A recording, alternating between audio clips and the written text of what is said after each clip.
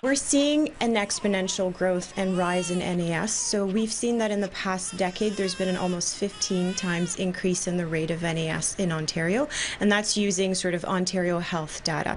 They are the youngest and innocent faces behind the opioid crisis. Babies with NAS, Neonatal Abstinence Syndrome. It's when babies are exposed to drugs in uterus and born addicted. I was using fentanyl when I got pregnant with my first child and continued to use it through the whole pregnancy.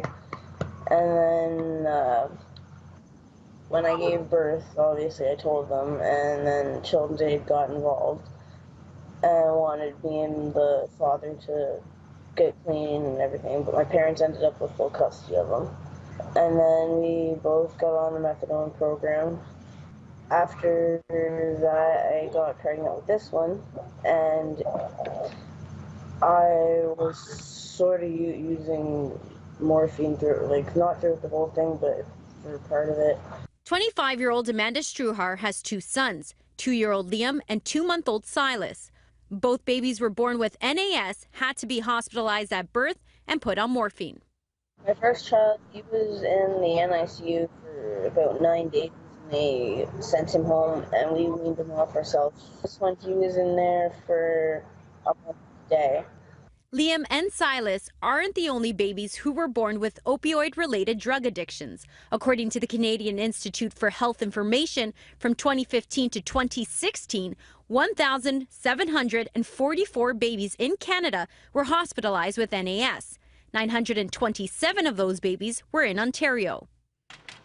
Dr. Maya Nader runs a program out of St. Michael's Hospital that deals with substance abuse and pregnancy, and she's noticed a dramatic jump. Although this program is relatively new, we're noticing an increase in street use and obviously fentanyl, which is a big one.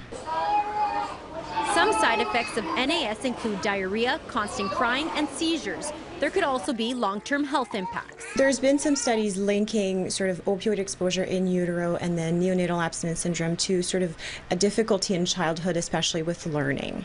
Treating NAS has also become quite costly. So I worry that, if this continues to exponentially climb, we might not have the resources available to treat all these babies, and that's really what I'm concerned about. As for this mom, her focus is now on getting better. Amanda has been in the methadone program for the last 2 years, and her long-term goal is to become a healthy mother. Here at St. Mike's Hospital, Stella Quisto, City News.